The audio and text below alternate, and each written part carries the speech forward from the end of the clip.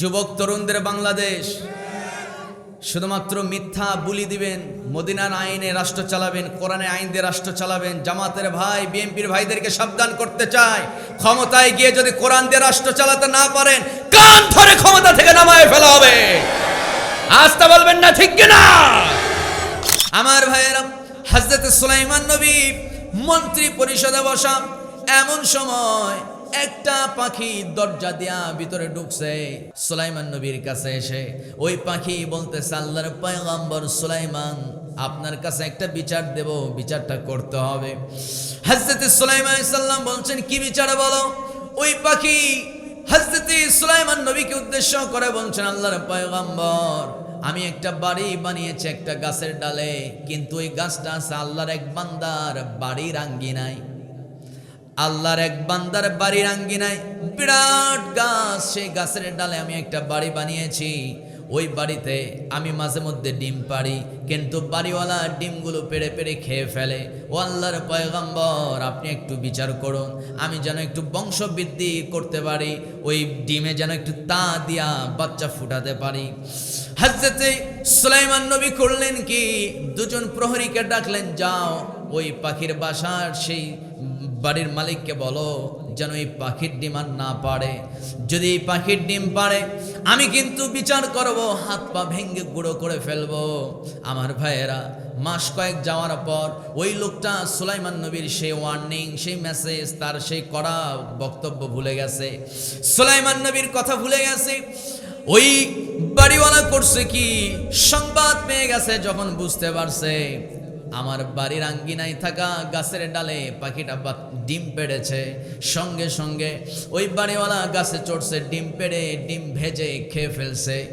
পাখির মেজাজ গরম, সুলাইমান নবীর কাছে গেছে, ও আল্লাহর পয়গম্বর সুলাইমান নবী, আপনার কাছে বিচার দিলাম, লাভ তো হলো না। লোকটা আবার গাছে চড়ছে, আবার ওই ডিম পেড়ে ডিম ভেজে খেয়ে ফেলছে। সুলাইমান নবী মেজাজ গরম হয়ে গেছে। এবার সুলাইমান আলাইহিস সালাতু ওয়াস সালাম কোনো মানুষকে দায়িত্ব দিলেন না, দুজন জিনকে ডাক দিলেন, যাও তোমরা এই পাখির বাসা পাহারা দেবে, যতদিন ডিম না পারছে, ওই ডিম পারার পর যতদিন তা দেওয়া শেষ না হয়েছে, ওই ডিম থেকে যতদিন বাচ্চা না বের হয়েছে, ততদিন পর্যন্ত ওই গাছের ডালে তোমরা পাহারা দেবে। যদি দেখো ডিম পারার পর ওই বাড়িওয়ালা আবার গাছে চড়ছে, তাহলে জোরে আছাড় মেরে হাত পা ভেঙ্গে গুঁড়ো করে ফেলবে। আমার বন্ধুগণ, আমার ভাইয়েরা, গভীর মনোযোগ। সেই বাড়িওয়ালা মাস খানিক যাওয়ার পর আবার সংবাদ পেয়ে গেছে সেই গাছের ডালে পাখি ডিম পেড়েছে। খবর পাওয়া মাত্র সেই লোকটা গাছে চড়া শুরু করছে। অর্ধেক না উঠতেই বাড়ির দরজায় কে জানি বাইরে থেকে জোরে জোরে আঘাত করা শুরু করেছে। জিজ্ঞেস করলো, যুবক বাড়িওয়ালা জিজ্ঞেস করলো, কে আমার দরজায় আওয়াজ করো, কে আমাকে নক করো? সঙ্গে সঙ্গে বাড়ির দরজার বাইর থেকে কাঁপা কাঁপা কণ্ঠে একজন বৃদ্ধা মহিলার আওয়াজ তার কানে চলে আসলো। বৃদ্ধা মহিলা বলছেন, ও হে, বাড়িতে কে আছো, একটু দরজাটা খোলো, আমি 3 দিন যাবত না খাওয়া বড় অসহায় একজন মানুষ, দয়া করে আমাকে একটু সাহায্য করো। ওই লোকটার অন্তরে এত দয়া সৃষ্টি হয়েছে, গাছ থেকে নামলেন, নামার পর দরজা খুললেন, দরজা খুলে দেখেন সত্যি একজন বৃদ্ধা মহিলা। বৃদ্ধা মহিলা কাঁপতে কাঁপতে যুবককে দেখে বসে গেছে। জিজ্ঞেস করলেন, মহিলা কি সমস্যা বলো? বৃদ্ধা মহিলা বলছেন, ওহে যুবক, আমার স্বামী অনেক দিন আগে দুনিয়া থেকে বিদায় নিয়েছেন। আমার 2টা ছেলে সন্তান আছে, জন্মগতভাবে তারা লুলা, হাঁটতে পারে না, পাগুলো খোড়া, এরকম আছে না নাই বলেন? জন্মগতভাবে লুলা হয়ে যায়, হাত পা অচল, পা 2টা অচল, চলতে পারে না। আমার ছেলেগুলোকে ভরণ পোষণ খাবারের ব্যবস্থা আমার নিজের করতে হয়, কিন্তু কথা হলো আমার ওই 2 ছেলেকে কি খাবার দেব? আমি 3 দিন যাবত নিজেই না খাওয়া বৃদ্ধা মহিলা মানুষ, আমি বড় অসহায়, দয়া করে কিছু খাবার দাও, কিছু সাহায্য করো। লোকটা করছে কি, ঘরের ভিতরে গেছে, তার বিবিকে ডেকে বলছে, বিবিরে, ও আমার প্রিয়তমা স্ত্রী, তুমি না খাসির গোস্ত রান্না করেছো, বকরির গোস্ত রান্না করেছো, ভুনা বকরির গোস্ত আছে নাকি? হ্যাঁ আছে। গরম ভুনা বকরির গোস্ত একটা প্লেটের মধ্যে নিলেন, একটা পাত্রের মধ্যে নিলেন। এরপরে করলেন কি, সুন্দর দেখে 5টা ময়দার রুটি হাতের মধ্যে নিয়া ভুনা গোস্ত এবং রুটি বৃদ্ধা মহিলার হাতে দিলেন আর বললেন, মহিলা এগুলো খাও, আল্লাহর শুকরিয়া আদায় করো, আর তোমার সন্তানদেরকেও খাওয়াও। আর কি করলেন, কিছু স্বর্ণ মুদ্রা একটা থলের মধ্যে করে দিয়া বৃদ্ধাকে বিদায় করে দিলেন। বৃদ্ধা দারুণ সন্তুষ্ট হয়ে গেছে। এরপরে ওই লোকটা ওই যে ডিম খাওয়া নেশা, আবার গাছে চড়ছে। গাছে ওঠার পর পাখির 2টা ডিম পারছে, ভেজে খেয়ে ফেলছে। পাখির মেজাজ গরম, কি হলো, ঘটনা কি? আবার নবীর কাছে গেছি। সুলাইমান নবীর কাছে যাওয়ার পর হযরত সুলাইমান নবীকে বলছেন, আমি আজকে বিচার দিতে আসি নাই, কিন্তু আপনাকে সাবধান করতে আসছি। আল্লাহ আপনাকে যে দায়িত্ব দিয়েছে, ওই দায়িত্ব আপনি যে পালন করতে পারেন না, এর জন্য হাসরের ময়দানে আমি পাখি আল্লাহর কাঠগড়ায় আপনাকে দাঁড় করাবো। আরেকটু জোরে বলি সুবহানাল্লাহ। সুলাইমান নবী ভয় পেয়ে গেলেন। ঘটনা কি? এই পাখি প্রথম 2 দিন আসছে, একরকম কথা ছিল, কিন্তু আজকে ভিন্ন রকম কথা। ঘটনা কি? ওই 2জন জিনকে তলব করছে, 2টা জিনকে ডাকছে। কি ঘটনা বলো? 2টা জিন কাঁপতে কাঁপতে বলতেছে, আল্লাহর পয়গম্বর, দানব 2টা দেখছি। ওই লোকটা যখন নাকি ডিম পারছে, ডিমটা নিয়েছে, ডিম নিয়ে গাছ থেকে নামলো, ডিম নিয়ে গাছ থেকে নামলো, কিছুই করতে পারলাম না, কারণ ওকে ধরলেই আমরা শেষ হয়ে যাব। কেন? গাছের ডালে থেকে আমরা দেখতে পেলাম জমিনে পা আর মাথাটা হলো আকাশে। এরকম দানবের মতো 2জন ব্যক্তিকে দেখলাম, মুকুট হাতে নিয়ে আসে। লোকটার গায়ে টাচ করতে দেরি, আমাদেরকে হত্যা করতে দেরি হবে না। সঙ্গে সঙ্গে আল্লাহর পয়গম্বর সুলাইমান নবী জিবরাইল আলাইহিস সালামের মাধ্যমে আল্লাহর কাছে বিষয়টা জানতে চাইলেন। আল্লাহ তাআলা জিবরাইলকে পাঠায় দিয়ে হযরত সুলাইমান নবীকে জানায় দিলেন, ও আল্লাহর পয়গম্বর সুলাইমান, শোনো, যখন নাকি ওই যুবকটা ডিম পাড়তে গেছে, ডিম পাড়ার পূর্বে যখন বৃদ্ধা মহিলাকে সাহায্য করেছে, সাহায্য করার কারণে আল্লাহ তার উপরে এত সন্তুষ্ট হয়েছে, আল্লাহ তাআলা তার জানমালের নিরাপত্তার জন্য 2জন ফেরেশতাকে নিযুক্ত করে দিয়েছে। আর একটু জোরে বলি সুবহানাল্লাহ। আমার নবী বলেন, এই ঘটনা, এই ইতিহাস সাহাবীদেরকে শোনায় দিয়া আমার নবীজি বলছেন, ও আমার সাহাবীরা, কিয়ামত পর্যন্ত আমার যত উম্মত অভাবী মিসকিনদেরকে খাবার দেবে। আমার বন্ধুগণ, নবী বলেন, আল্লাহ তাআলা তার জানমালের নিরাপত্তার জন্য 2জন ফেরেশতা আল্লাহ নিযুক্ত করে দিবে। আসসালামু আলাইকুম ওয়া রাহমাতুল্লাহি ওয়া বারাকাতুহু। ঠিক আছে। إن الحمد لله الأكرم الذي خلق الإنسان وكرم وعلمه من البيان ما لم يعلم فسبحان الذي لا يحصى امتنانه باللسان ولا بالقلم نشهد أن لا إله إلا الله وحده لا شريك له ونشهد أن سيدنا وحبيبنا ومولانا محمدا عبده ورسوله الذي أرسله بالحق بشيرا ونذيرا وداعيا إلى الله بإذنه وسراجا وقمرا منيرا فقد قال الله تبارك وتعالى في كلامه المجيد وفرقانه الحميد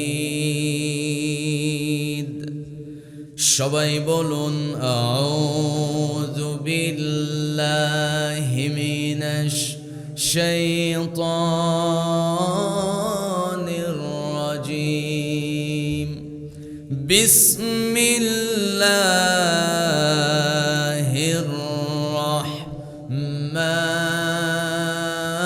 রাহমানির রাহিম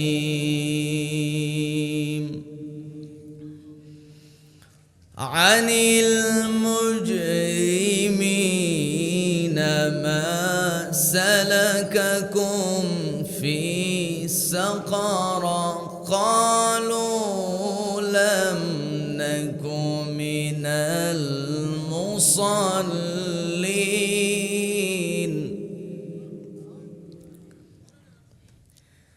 ما سلككم في سقر قالوا لم نك من المصلين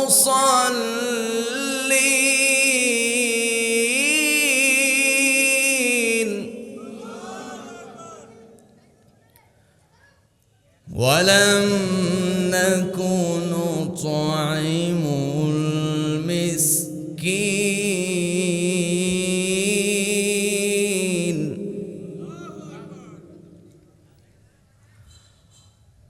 وكنا نخاض مع الخائضين وكنا نكذب بيوم الدين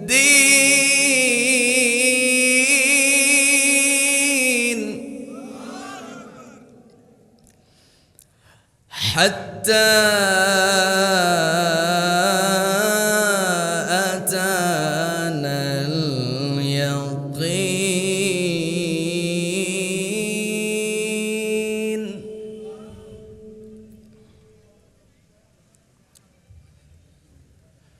حتى أتانا اليقين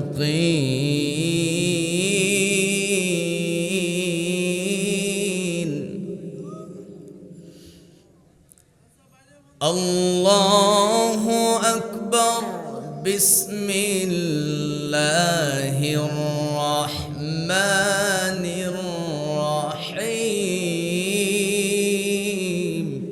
প্রাকৃতিক সৌন্দর্যের অপরূপ নীলাভূমি উত্তরাঞ্চলের কুড়িগ্রাম জেলার ভোড়ঙ্গামারী উপজেলা জুকিয়া আল ইকরা মডেল নুরানি মাদ্রাসার উদ্যোগে বিশাল তাফসিরুল কোরআন ওয়াজ মাহফিল 20 নভেম্বর 2025। শুনলাম আপনারা রাত 12টা 1টা পার করে ফেলেন, তো এটা তো প্রমাণ করে কুড়িগ্রামের ভাইয়েরা কোরআনের জন্য শুধু রাতকে রাত কোরআন শুনে অতিবাহিত নয়। আমার বিশ্বাস কুড়িগ্রামের ভাইয়েরা তাদের সামনে যদি কোরআনকে নিয়ে কেউ যদি ব্যঙ্গাত্মপূর্ণ অরুচিপূর্ণ কোনো খারাপ ব্যবহার করে, আমার বিশ্বাস কুড়িগ্রামের ভাইয়েরা তাকে এক চুল পরিমাণ ছাড় দিবে না। কোরআন কার কিতাব? সবাই তো বললেন না, এই সামনে একটু বলেন ভাই, কোরআন কার কিতাব? সন্দেহ আছে নাকি? এই কোরআনে মানুষের মন গড়া কোনো কথা আছে নাকি? যা কথা কার? আল্লাহ রাব্বুল আলামিন ১৫০০ বছর আগে আমার নবী সম্পর্কে আল্লাহ বলেন, যেহেতু নবীর উপরে কোরআনটা নাজিল হয়েছে জন্য আল্লাহ বলছেন ওয়ামা ইয়ানতিকু আনিল হাওয়া ইন হুয়া ইল্লা ওয়াহয়ুন ইউহা আল্লামাহু শাদীদুল কুওয়া যু মিররাতিন ফাস্তাওয়া ওয়া হুয়া বিল উফুকিল আ'লা। জোরে বলুন আল্লাহু আকবার। আল্লাহ রাব্বুল আলামিন বলেন, আমার নবীজি মুহাম্মদ সাল্লাল্লাহু আলাইহি সাল্লাম নিজের মন গড়া প্রবৃত্তির অনুসরণ করে মস্তিষ্ক প্রসূত নিজের বানোয়াট একটি কথা তিনি তার জীবনে বলেন নাই। তিনি যা বলেছেন কার কথা বলেছেন? আসতে বলবেন না, কার কথা? এই কোরআনে যত কথা আল্লাহর কথা রয়েছে, কেউ যদি নিজের কথা আল্লাহর নামে চালায় দেয়, আছে না এরকম? নিজে জোর করে একটা বানোয়াট কথা বলছে, এটা আল্লাহ বলছে, আছে না না এরকম? আল্লাহ বলছেন, হে নবী, শুধুমাত্র আপনার উম্মতরা কেন, যদি আপনি নিজেও যদি নিজের মন গড়া কোনো কথা যদি আল্লাহর নামে যদি আপনি চালায় দিতেন, তাহলে আমি আল্লাহ তাআলা আপনার উপরে পাকড়াও করতাম।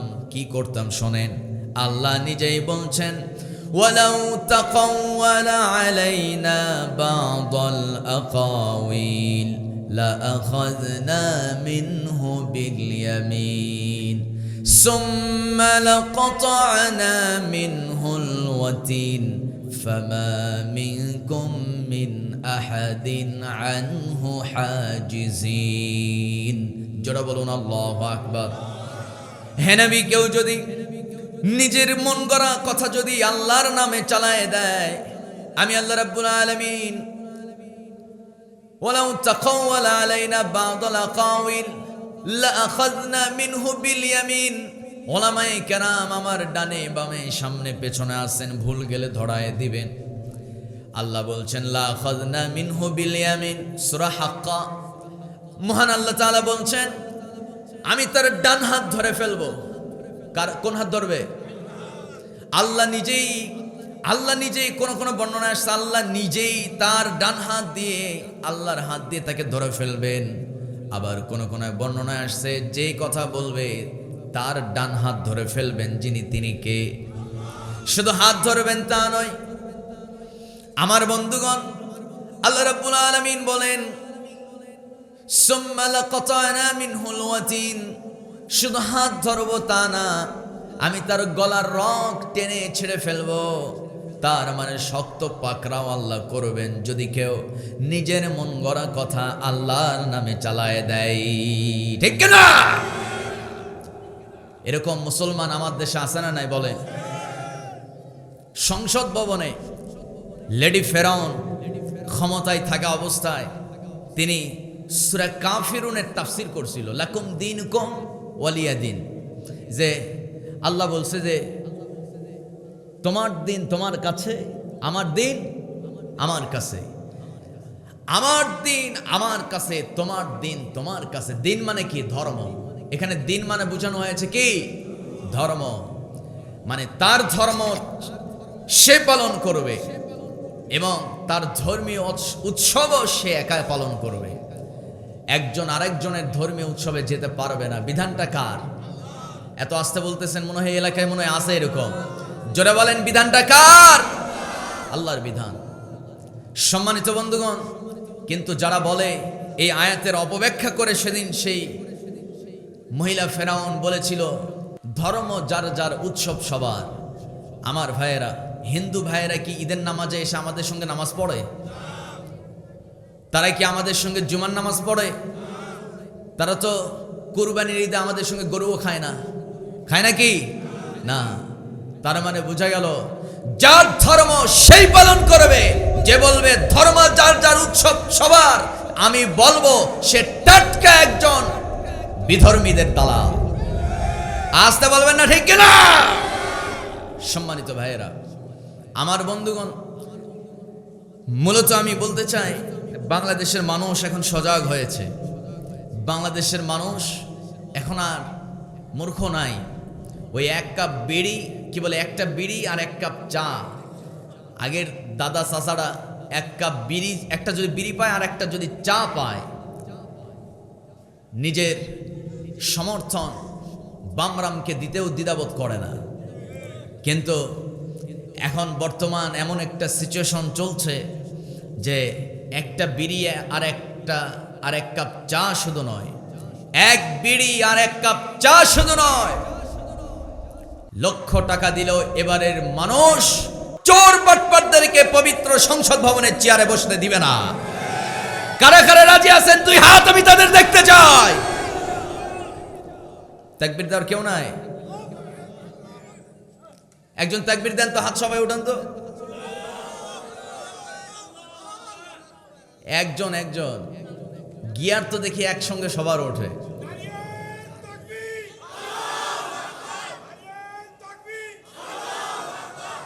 আর কিছু নাই? শরম পাচ্ছেন নাকি আপনারা? আল্লাহু আকবার, আল্লাহু আকবার। আল্লাহ আকবার মানে হলো বড়। আকবার মানে কি? বড়। আমার আল্লাহ ছোট না বড়? কত বড়? আজিম, যার কোনো সীমারেখা নাই, যার কোনো পরিমাপ কেউ করতে পারবে না। সুবহানাল্লাহ কবেন না? তিনি হলেন আজিম, তার শক্তি, তার ক্ষমতা, তার পাওয়ার পৃথিবীর কোনো মানুষ পরিমাপ করতে পারবে না। আল্লাহু আকবার। সেই আল্লাহর নামে কেউ যখন আল্লাহু আকবার বলে ফেলে, আমার আল্লাহ তার ঈমান বাড়ায় দেয়। শুধু ঈমান বাড়ান তা না, নবীজি বলেন কেউ যখন শরীরের সব শক্তি একত্রিত করে আল্লাহর নামে তাকবীর দেয়, আল্লাহ তার জিন্দেগির পূর্বের 1 বছরের গুনাহ মাফ করে দেয়। সুবহানাল্লাহর সাইজ দেখে মনে হচ্ছে খুব একটা খুশি হন নাই আপনারা? একটু জোরে আওয়াজ করে বলি সুবহানাল্লাহ। সর্বপ্রথম আল্লাহর নামে তাকবীর হয়েছে কাবার চত্বরে। কোথায়? কাবার চত্বরে। ওই এক তাকবীরে মাত্র সেই জায়গায় তাকবীর দিয়েছিল, সেখানে উপস্থিত ছিল মুসলমান মাত্র 7 জন। কয়জন?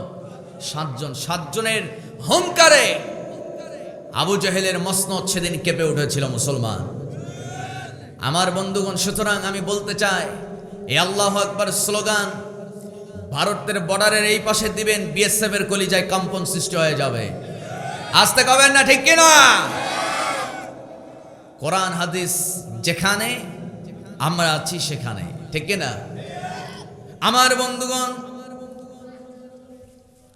আল্লাহর নামে তাকবীর দিলে ঈমান বেড়ে যাবে। আল্লাহ নিজেই বলছেন, ইন্নামাল মুমিনুনাল্লাযীনা ইযা যুকিরাল্লাহ ওয়াজিলাত কুলুবুহুম ওয়া ইযা তুলিয়াত আলাইহিম আয়াতুহু যাদাতহুম ঈমানান ওয়া আলা রাব্বিহিম ইয়াতাওয়াক্কালুন। জোরে বলুন আল্লাহু আকবার। ও আমার বান্দারে, যখন তোমাদের সামনে কোরআনের আয়াতগুলো তেলাওয়াত করা হবে, সে আয়াত শোনার পর যদি তোমরা উচ্চস্বরে আল্লাহর নামে আওয়াজ করতে পারো, অবশ্যই আমি আল্লাহ তোমাদের ঈমান নামক দৌলতটা বাড়ায় দেব। জোরে বলি সুবহানাল্লাহ। এতক্ষণ যাবত আমি একটা বাউন্ডারি দিলাম, লাইন আনলাম, মূল আলোচনায় যাব। মূল আলোচনা হলো মানুষ জাহান্নামে যাবে মূলত কয়টা কারণে। আসতে বলবেন, একটু চিৎকার মেরে বলতে হবে, কয়টা? 4টা কারণে মানুষ জাহান্নামে যাবে। আমি আলোচনা শেষ করার পর প্রশ্ন করব, যে ফার্স্ট হাত উঠায় নির্ভুলে এই 4টি কারণ যদি আমাকে শোনায় দিতে পারে, আমি তাকে একটা সম্মানজনক পুরস্কার আপনাদের সামনে দেব। আপনারা খুশি না বেজার? যুবক ভাইয়েরা একটু আওয়াজ দেন না, খুশি না বেজার? জাহান্নামে মানুষ যাবে কয়টা কারণে? 4টা কারণে। ভাই, দুনিয়া 2 দিনেরও না, 2 সেকেন্ডের কোনো গ্যারান্টি নাই কখন দুনিয়া থেকে বিদায় নেব। কিন্তু অন্তত জাহান্নামে যাওয়ার সেই 4টি কারণ, সেই 4টি ভয়াবহ কারণ নিয়ে যদি আমরা একটু ফিকির করি, আশা করা যায় মৃত্যুর পরে ওপারের জগৎটা আমাদের জন্য জান্নাত হয়ে যাবে। জোরে বলি ইনশাআল্লাহ। সম্মানিত ভাইয়েরা, তাহলে এই 4টি জাহান্নামের কারণ শুনে আমরা এখান থেকে বিদায় নেব। রাজি আছি তো? কারা কারা আছেন একটু 2 হাত উঁচু করে দেখান তো। কার পাশে কে হাত উঠায় নাই দেখেন একটু। এই ভাই হাত উঠান না কেন? হ্যাঁ সবাই, চাচা একটু একটু একটু সবাই তুলছেন? সবাই একটু গলাটা পরিষ্কার করেন দেখি। আপনি উঠান নি কেন? সবাই একটু উঠান না, একদম বরাবর সচ্ছটা করেন। করছেন? মুট করে বুক বরাবর নিয়ে চলে আসেন, বুক বরাবর আনছেন সবাই। এবার আমি আল্লাহর নামে তাকবীর দিব। তাকবীর দেওয়া মাত্র হাত, আল্লাহু আকবার বলা মাত্র হাত উপরে উঠবে। পারবেন তো ইনশাআল্লাহ? একটু জোরে বলি ইনশাআল্লাহ। গলাটা একটু ক্লিয়ার করে নেন। আরেকবার সুযোগ দিলাম। করছেন? এবার আমি তাকবীর দেব, আল্লাহু আকবার, নারায়ে তাকবীর বলবো, আপনারা আল্লাহু আকবার বলবেন। যারা পারবেন না তারা জোরে বলি আল্লাহুম্মা আমিন। মোটামুটি সজাগ আছে। এবার যারা পারবেন তারা বলেন আল্লাহুম্মা আমিন। নারায়ে তাকবীর। এই পাশে আওয়াজ হচ্ছে না, একটু নারায়ে তাকবীর। আল কোরআনের আলো। ঘরে ঘরে বললেন নাকি? ঘরে ঘরে জ্বললে সংসদে যারা ঢুকবে ওরা সব কয়টা চুরি করে সব দেশের সম্পদ বিদেশে পাচার করবে, ঠিক কিনা? এবারের কোরআন জ্বালাতে হবে সংসদ ভবনে। জোরে বলি ঠিক কিনা? আল কোরআনের আলো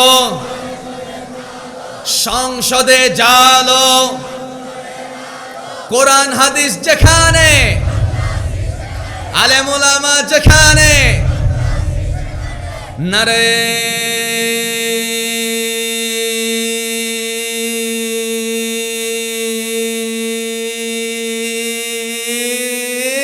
তাকবীর। কষ্ট হলো নাকি? কোনো অসুবিধা? এই তাকবীর শুনে অনেকের গায়ে আবার জ্বালা পড়া হয়। আরে ভাই জ্বলেন কেন? আল্লাহর নামে তাকবীর দিলে ইমানটা কমবে না বাড়বে? বাড়বে। আমি তো প্রত্যেকটা মাহফিলে বলি, আগামীর সংসদ ভবনে, আগামীর সংসদ রাষ্ট্র ক্ষমতা বিএনপির হাতে যাবে নাকি জামাত ইসলামীর হাতে যাবে, নাকি চরমনায়, নাকি এনসিপি, নাকি জাতীয় পার্টি, নাকি আওয়ামী লীগ আবার ঘুরে আসবে, আমরা সেটা দেখব না। কথা হলো, রাষ্ট্র ক্ষমতা যদি পান আপনারা কেউ, বিএনপি হোক জামাত হোক, কোরআন দিয়ে রাষ্ট্র চালাতে হবে। যদি না চালান, জামাতের ভাইদেরকে বলবো, বিএনপির ভাইদেরকে বলবো, ক্ষমতায় গিয়ে যদি কোরআনের আইন যদি চালু না হয়, ভুলে যাবেন না এটা হলো জেনজির বাংলাদেশ, যুবক তরুণদের বাংলাদেশ। শুধুমাত্র মিথ্যা বুলি দিবেন, মদিনার আইনে রাষ্ট্র চালাবেন, কোরআনে আইন দিয়ে রাষ্ট্র চালাবেন। জামাতের ভাই বিএনপির ভাইদেরকে সাবধান করতে চায়, ক্ষমতায় গিয়ে যদি কোরআন দিয়ে রাষ্ট্র চালাতে না পারেন, কান ধরে ক্ষমতা থেকে নামায় ফেলা হবে। আস্তে বলবেন না, ঠিক কিনা? সম্মানিত বন্ধুগণ, আমার ভাইয়েরা, তাহলে মানুষ জাহান্নামে যাবে কয় কারণে? আল্লাহ রাব্বুল আলামিন বলেন, হাসরের ময়দান কায়েম হয়ে যাবে, সেই মহাদিনে আল্লাহ রাব্বুল আলামিন বিচার ফয়সালা করার পর কিছু মানুষ যাবে জান্নাতে আর কিছু মানুষ যাবে জাহান্নামে। আল্লাহ তাআলা সুন্দর করে বলছেন, ফি জান্নাতি ইয়াতাসাআলুন আনিল মুজরিমিনা মা সালাকাকুম ফি সাকার قالوا لم نك من المصلين ولم نك نطعم المسكين وكنا نخوض مع الخائضين।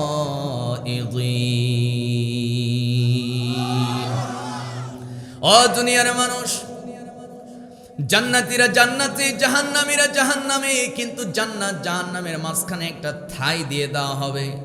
থাই চিনেন তো? থাই চিনেন? বাড়িতে থাই থাকে, মসজিদে থাই আছে নাকি? একটা গ্লাস দিয়ে দেওয়া হবে, বিরাট একটা গ্লাস থাকবে। জান্নাতীরা জাহান্নামীদেরকে দেখতে পাবে, জাহান্নামীরা জান্নাতীদেরকে দেখতে পাবে। আমার বন্ধুগণ, এই মাঝখানে যে একটা ব্যারিকেড, একটা কাচের একটা থাই যে থাকবে, উভয় জান্নাতীরা জাহান্নামীদেরকে দেখতে পাবে, জাহান্নামীরা জান্নাতীদেরকে দেখবে। সেই মহাদিন আল্লাহ বলেন, জান্নাতীরা জাহান্নামীদেরকে প্রশ্ন করবে, আনিল মুজরিমিনা মা সালাকাকুম ফি সাকার ক্বালু লাম নাকু মিনাল মুসাল্লিন। জোরে বলুন আল্লাহু আকবার। ও আমার জাহান্নামের ভাইয়েরা, একসঙ্গে আমরা একই এলাকায় বসবাস করলাম, তুমিও তো নামাজ পড়েছিলে মাঝে মধ্যে, আবার নামাজ গ্যাপ দিয়েছ, তুমি তো আমার এলাকারই মানুষ, তুমি তো আমারই নিকট আত্মীয়, কিন্তু আজকে তুমি জাহান্নামে গিয়েছো কেন?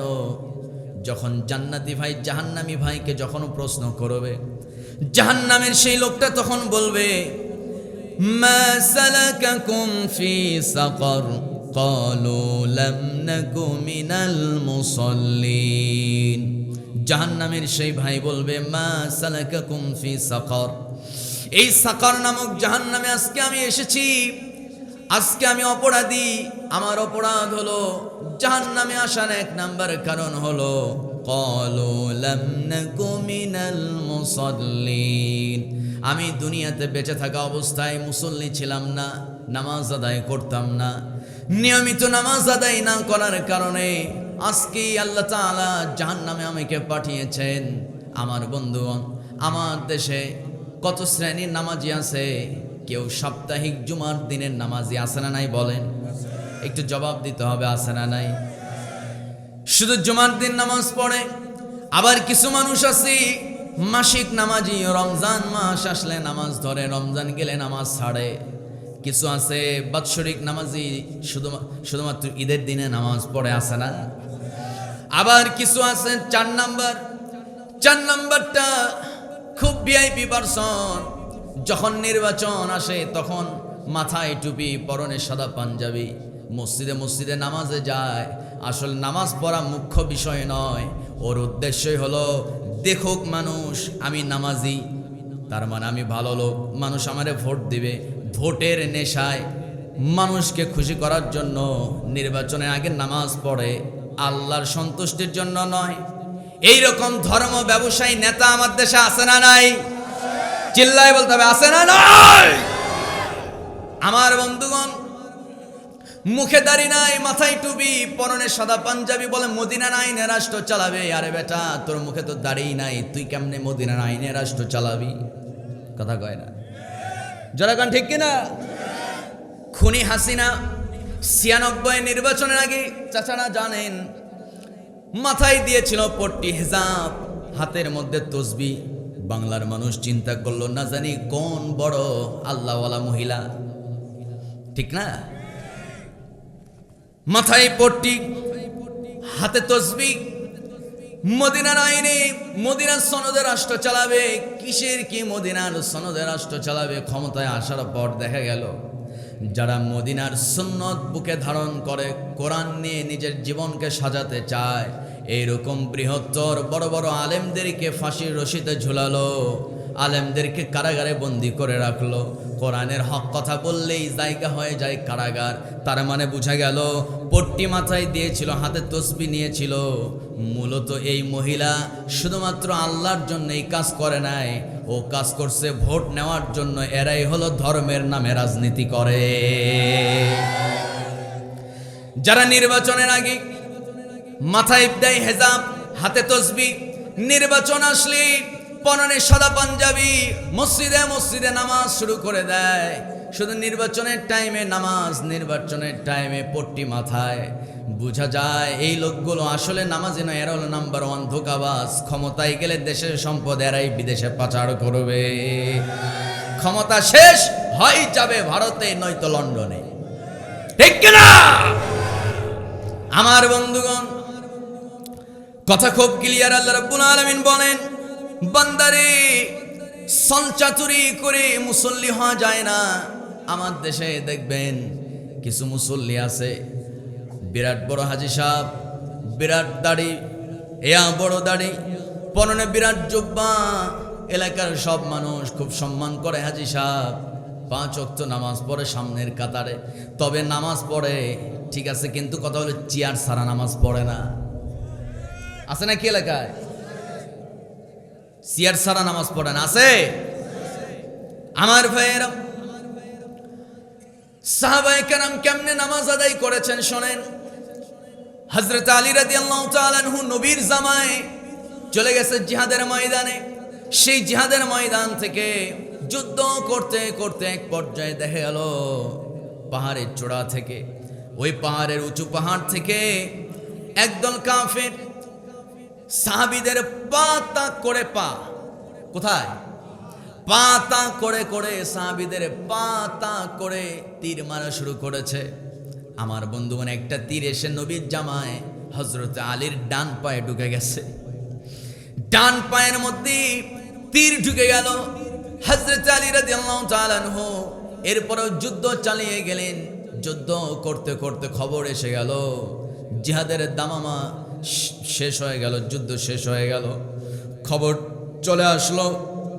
খবর আসলো কাফেররা পরাজিত হয়েছে, মুসলিমদেরকে আল্লাহ বিজয় দান করেছেন। হযরত আলী রাদিয়াল্লাহু তাআলা আনহু বাড়িতে ফিরে গেলেন। কিন্তু কথা হলো অনেক চিকিৎসক আসে, কেউ পা থেকে তীর বের করতে পারে না। হযরত আলী রাদিয়াল্লাহু তাআলা আনহু কারো পা টাচ করতেই দেয় না। বড় বড় চিকিৎসক আসে, ওষুধ খাওয়ায়, কিন্তু তীর বের করতে দেয় না, প্রচন্ড ব্যথা। দিন কয়েক যাওয়ার পর দেখা গেল পায়ের মধ্যে পসানি শুরু হয়ে গেছে। আমার নবীজি খবর পাইয়া জামাইকে দেখতে আসলেন। হযরত আলী রাদিয়াল্লাহু তাআলা আনহু তিনি ছিলেন আমার নবীজির 4 নাম্বার জামাই। কয় নাম্বার বলেন? 4 নাম্বার মেয়ের জামাই। হযরতে ফাতেমা ছিল আমার নবীর 4 নাম্বার মেয়ে। নবীকে আল্লাহ তাআলা 4টা মেয়ে দিয়েছেন, 4টা ছেলে দিয়েছেন, কিন্তু 4 ছেলের মধ্যে একটা ছেলেও বাঁচতে পারে নাই, সবগুলো মারা গেছে। জন্ম নেওয়ার কোনোটা মারা গেছে 2 মাস 3 মাস পর, কোনোটা মারা গেছে 2-4 দিন পর, কোনোটা মারা গেছে 2 বছর পর। 2 বছর পর যেই ছেলেটা আমার নবীর যেই ছেলে 2 বছর পর মারা গেছে তার নাম ছিল ইব্রাহিম। কি নাম ছিল বলেন? ইব্রাহিম। সেই ছেলেটাকে নবীজি প্রচণ্ড ভালোবাসতেন। যখন ইব্রাহিম মারা গেছে আমার নবীজি বারবার শুধু ইব্রাহিমের কবরের পাশে যেত।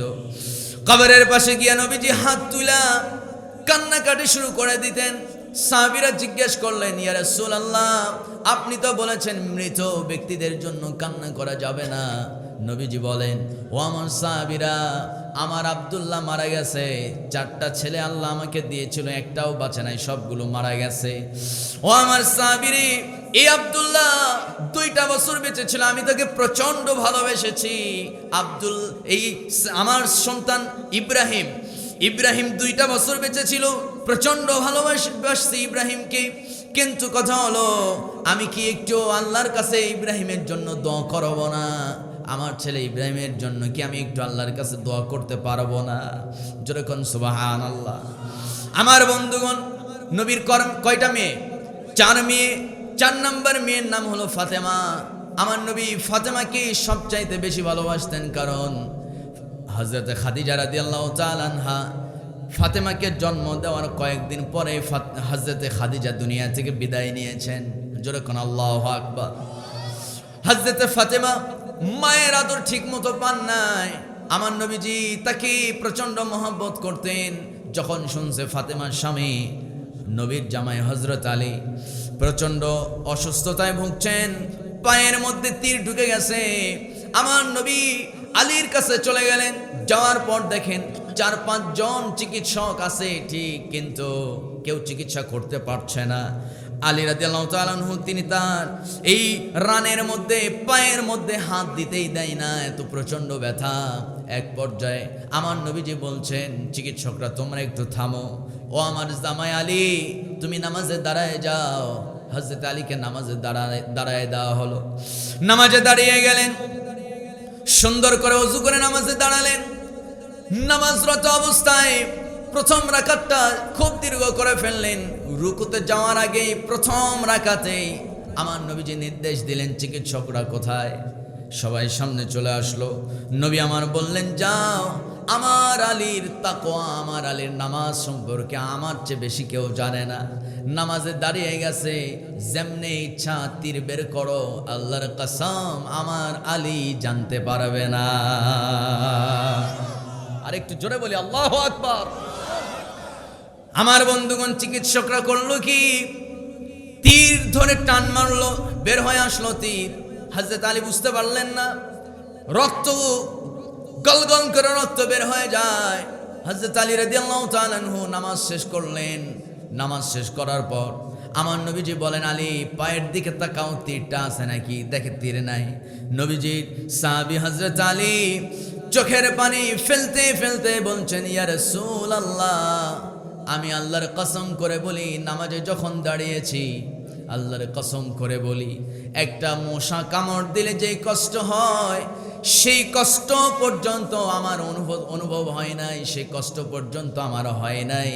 কখন তীর বের করে নিয়েছে, কোন রাকাতে বের করেছে আমি জানি না। জোরে কোন সুবহানাল্লাহ।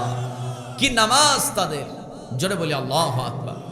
ও ভাই, সুদ ছাড়তে পারেন না, মিথ্যা ছাড়তে পারেন না, যত গুনাহ আছে আপনার সমস্ত গুনাহ আপনার জীবন থেকে মাইনাস হয়ে যাবে। নামাজ শুরু করে দেন। নামাজ সমস্ত পাপ থেকে মানুষকে বাঁচায় রাখে। সুবহানাল্লাহ পড়ে। আল্লাহ রাব্বুল আলামিন বলেন, উতলু মা উহিয়া ইলাইকা মিনাল কিতাবি ওয়া আকিমিস সালাহ ইন্নাস সালাতা তানহা আনিল ফাহশাই ওয়াল মুনকার ওয়ালাযিকরুল্লাহি আকবার ওয়াল্লাহু ইয়ালামু মা তাসনাউন। জোরে বলুন আল্লাহু আকবার। ও দুনিয়ার মানুষ রে, তোমরা যদি কোরআনটা নিয়মিত তেলাওয়াত করতে পারো, নামাজটাকে যদি কায়েম করতে পারো, আমি রব ওয়াদা করছি ইন্নাস সালাতা তানহা আনিল ফাহশাই ওয়াল মুনকার। নামাজ হলো এমন একটা শক্তিশালী জিনিস, এই নামাজ যদি কেউ ঠিক মতো আদায় করতে পারে, আল্লাহ তাআলা মানুষের সঙ্গে ওয়াদা করেছেন, বান্দার সঙ্গে ওয়াদা করেছেন, নিশ্চয়ই নামাজ মানুষকে সব পাপ থেকে বাঁচায় দিতে পারে। আর একটু জোরে বলি আল্লাহু আকবার। সম্মানিত ভাইয়েরা, তাহলে নামাজ মানুষের সমস্ত খারাপ কাজ থেকে নামাজ মানুষকে হেফাজত করে। কথাটা কার? আসতে বলবেন, একটু আওয়াজ করে সবাই যদি বলেন সুন্দর হবে। বলেন কথাটা কার? আল্লাহর। কিন্তু অনেকে বলতে পারেন, হুজুর আমার এলাকায় তো অনেক নামাজি আছে, বিরাট হাজি সাহেব, কিন্তু সুদ ছাড়তে পারে না। কোন আছে? আছে? আপনার এলাকায় নাও থাকতে পারে, আমার এলাকায় আশুলিয়াতে আছে। সম্মানিত ভাইয়েরা, হজ করে আসছে, কিন্তু ছেলে বউয়ের সঙ্গে, মেয়ের সঙ্গে, ছেলের সঙ্গে খারাপ আচরণ করে। এরকম মুরব্বী আছে না নাই? আওয়াজ কম হয়ে গেল, এলাকায় মনে হয় নাই। মুরব্বী বাবাজিরা খেপে যেন না, আপনাদেরকে নিয়ে বলতেছে, আবার যুবকদেরকে নিয়েও তো কথা আছে, আছে না? আচ্ছা, দেখবেন এলাকায় কিছু কিছু মুরব্বী, আমার বাস্তব দেখা, সুদ ছাড়তে পারে না। সরকারি চাকরি করছে, মোটামুটি টাকা পয়সা হয়ে গেছে, ছেলেও চাকরি করে, মেয়েও চাকরি করে, জামাইরাও চাকরি করে, বউ চাকরি করে, টাকা পয়সার মোটামুটি অভাব নাই। হাজী সাহেব এখন কি করছে, উনি 5 ওয়াক্ত নামাজ পড়ে, ইমাম সাহেবের ভুল ত্রুটি হলে মাঝে মধ্যে ধরে দেয়। বিরাট বড় আল্লাহওয়ালা তো, আছে না নাই? কন হাজী সাহেবকে নতুন ইমাম সাহেব জিজ্ঞেস করছে যে, হাজী সাহেব আপনার সূরা ফাতিহাটা একটু বলেন, যদি ভুল ত্রুটি থাকে আমারটাও শোনেন, আপনারটাও শুনি। দেখা গেছে যে অনেকগুলো ভুল। ইমাম সাহেবকে কড়া মেজাজে চোখ বড় বড় করে বলে যে, হ্যাঁ আমি 50 বছর ধরে নামাজ পড়তেছি, কেউ ভুল ধরলো না সূরা ফাতিহায়, আর তুমি নতুন ইমামের দায়িত্ব পায় আমার ভুল ধরতেছো, সাহস তো কম না? এরকম বলার মতো আছে না নাই? কম। আমার বন্ধুগণ, এলাকার অনেক গরিব দুঃখী আছে, হাজী সাহেবের কাছে গেছি, ও চাচা বড় বিপদে আছি, 1000 টাকা একটু ধার দেওয়া যাবে নাকি? বলা মাত্র হাজী সাহেবের মেজাজ গরম, শর্ট শর্ট শর্ট, খামাখা নিজেই চলতে পারি না, তোরে টাকা ধার দিমু কেমনে? আস্ত করে যুবক পেছন দিক দিয়া বাম কানে এসে বলতেছে, চাচা হাজী সাহেব, আমি তো আজকে আপনার কাছ থেকে 1000 টাকা ধার নেব, কিন্তু কথা হলো আজ থেকে 3 দিন পর, আজকে শনিবার, মঙ্গলবারে টাকা ফেরত দেব, কিন্তু 1000 টাকা নয়, তার সাথে আরো 300 টাকা। হাজী সাহেবের দিলটা নরম হয়ে গেছে, মেজাজ ঠান্ডা হয়ে গেছে। বেটা আগে বলবি না, চল বাড়িতে, মনে হয় তোর চাচির কাছে থাকতে পারে। বাড়িতে গেছে, মোকলেসের মা দরজাটা খোলো তো, ভিতরে ঢুকে করা একটা নতুন 1000 টাকার নোট এনে যুবকের হাতে দিয়ে বলতেছে, জবান ঠিক রাখবি, যা, আরো লাগলে আরো নিস। আছে না নাই? কথা কয় না? আছে আছে। সবসময় তসবি হাতে নিয়ে ঘোরে, ঠোঁট নড়া না দেখলে, জিকির দেখলে মাথা নষ্ট, কিন্তু সুদ ছাড়তে পারে না। এরকম টাটকা সুদখোর হাজী সাহেব আছে না নাই? সম্মানিত বন্ধুগণ, তার মানে বুঝা গেল নামাজ সে ঠিক মতো ধরছে, কিন্তু এই নামাজ তাকে কেন খারাপ কাজ, সুদের, এই সুদ নামক জঘন্য অপরাধ থেকে তাকে কেন বাঁচালো না? এর মূল কারণ হলো, খোঁজ নিয়ে দেখেন হাজী সাহেবের সূরা কেরাত ঠিক নাই। আছে না নাই? বলেন, সূরা কেরাত ঠিক নাই, নামাজের মাসলা মাসাইল জানে না। সম্মানিত বন্ধুগণ, এই জন্য নামাজটাকে কায়েম করা দরকার। কি করা দরকার? কায়েম করা দরকার। আমার বন্ধুগণ, আল্লাহ রাব্বুল আলামিনের জন্য বলেন, বান্দারে যদি কেউ ক্ষমতা পেয়ে যাও, ক্ষমতার মালিক তো একমাত্র, কেবলমাত্র একজন। কুড়িগ্রামের ভাইয়েরা বলেন তিনি কে? আসতে বলবেন না কে? সমস্ত ক্ষমতার মালিক আমার আল্লাহ। আল্লাহ নিজেই বলেন, হুয়াল আউয়ালু ওয়াল আখিরু ওয়াজ যাহিরু ওয়াল বাতিন ওয়া হুয়া বিকুল্লি শাইইন আলীম। জোরে বলুন আল্লাহু আকবার। তিনি প্রথম, তিনি শেষ, তিনি প্রকাশ্য, তিনি গোপন। বান্দা মনে মনে তুমি কি চিন্তা করো, কার বিরুদ্ধে তুমি কি ষড়যন্ত্রের বীজ বপন করছো? ও বান্দা, কেউ না জানলেও তোমার মনের খবর একজনের কাছে সংরক্ষিত, তিনি আমার কে? আমার ভাইয়েরা, সমস্ত সুপ্রিম পাওয়ার আমার আল্লাহর হাতে। সে আল্লাহ বলেন, বান্দা যখন আমি কাউকে ক্ষমতা দেব, যখন কোন রাষ্ট্রীয় ক্ষমতা বা কোন একটা কিছুর ক্ষমতা আমি দেব, ও বান্দা তখন তোমার দায়িত্ব হয়ে যাবে চারটা। কয়টা দায়িত্ব? চারটা। আল্লাহ সুন্দর করে বলছেন, আল্লাযীনা ইম্মাক্কান্নাহুম ফিল আরদি আকামুস সালাহ ওয়া আতাউয যাকাতা ওয়া আমারু বিল মা'রুফি ওয়া নাহাউ আনিল মুনকার ওয়ালিল্লাহি আকিবাতুল উমুর। জোরে বলুন আল্লাহু আকবার। আল্লাহ রাব্বুল আলামিন বলেন, বান্দারে যখন কাউকে কোনো ক্ষমতা দেব, ধরুন আপনার এলাকায় একজন বড় ব্যবসায়িক আছে, বড় একটা দোকানদার, কাপড়ের ব্যবসা করে, তার আন্ডারে তার দোকানে মোটামুটি 4 জন কর্মচারী আছে। ওই কাপড়ের ব্যবসায়িক, তাকে আল্লাহ তাআলা সেই বড় দোকানের মালিক বানিয়েছে। কে বানিয়েছে বলেন? আল্লাহ বানিয়েছে। নরমালি আমি উদাহরণ দিচ্ছি, ওই কাপড়ের ব্যবসা, সেই বড় দোকানদার, আল্লাহ রাব্বুল আলামিন তাকে দায়িত্ব দিয়েছেন, বেটা আমি তোকে বড় দোকানের শুধু মালিক বানাইনি, তোর আরেকটা দায়িত্ব। কি দায়িত্ব? দোকানে যাদেরকে নিয়োগ দেবে, যারা ওই দোকানে কর্মচারী হিসাবে যারা কাজ করবে ওই দোকানে, আমার বন্ধুগণ নিয়োগ দেওয়ার পূর্বে তাকে বলতে হবে এখানে চাকরি আছে ততক্ষণ যতক্ষণ নামাজ আছে। ঠিক না? নামাজ পড়বা না, তোমার চাকরি নাই। আপনি কোম্পানির মালিক, বড় একটা কারখানার মালিক, বিরাট বড় গার্মেন্টসের মালিক, আপনার সেই গার্মেন্টসের লোক যখন নিয়োগ দেবেন তখন সেখানে শর্ত জোড়াতে হবে। যদি তুমি নামাজ পড়ো চাকরি পাবে, নামাজ পড়বা না চাকরি হারাতে হবে। আমার বন্ধুগণ, এটা তো গেল গার্মেন্টস, এরপরে কারখানা, দোকানদার, এরপরে ইন্ডাস্ট্রির মালিক যারা আছে তাদের জন্য বললাম। কিন্তু আমার বন্ধুগণ, যারা সমাজের কর্ণধার, যিনি কিনা একটা ইউনিয়ন পরিষদের যিনি চেয়ারম্যান, সেই চেয়ারম্যানের আন্ডারে সেখানে থাকে চকিদার, সেখানে থাকে আরো কি থাকে, মেম্বার থাকে। চেয়ারম্যানের আন্ডারে থাকে মেম্বার, চেয়ারম্যানের আন্ডারে আরো যেগুলো সহকারী লোকজন আছে। চেয়ারম্যানের কাজ হলো ইউনিয়ন পরিষদের নামাজের একটা কক্ষ থাকবে। যখন আজান হয়ে যাবে ইউনিয়ন পরিষদের সমস্ত দায়িত্ব, সমস্ত কাজ বন্ধ। এখন আল্লাহ আজান দিয়েছেন, আজান হয়ে গেছে, মসজিদে মুয়াজ্জিন আজান দিয়েছেন, এখন দায়িত্ব হলো আল্লাহ ডাক দিয়েছেন, আল্লাহর ডাকে সাড়া দিয়ে আল্লাহর কুদরতি কদমে সিজদায় পড়ে যাওয়া। ঠিক না? আমার বন্ধুগণ, ইউনিয়ন পরিষদে যদি নামাজের চর্চা থাকে, সচিবালয়ে যদি সচিব সমস্ত কর্মচারীদেরকে নিয়ে যদি নামাজ আদায় করে, আমার ভাইয়েরা ডিসি অফিসে যদি নামাজ হয়, টিএনও অফিসে যদি নামাজ হয়, এসপি অফিসে যদি নামাজ হয়, সংসদ ভবনে সমস্ত কার্যক্রম বন্ধ, কারণ আজান হয়ে গেছে, এখন নামাজ পড়তে হবে। নামাজটা যখন রাষ্ট্রীয়ভাবে কার্যকর হয়ে যাবে, নামাজ যখন রাষ্ট্রীয়ভাবে প্রতিষ্ঠিত হয়ে যাবে, আমার বন্ধুগণ, নামাজি মানুষ কখনো দেশের সম্পদ বিদেশে পাচার করতে পারবে না। নামাজি মানুষ কখনো পাথর মেরে মানুষ খুন করতে পারে না। আমার ভাইয়েরা, আমার বন্ধুগণ, নামাজটাকে রাষ্ট্রীয়ভাবে কায়েম করতে হবে।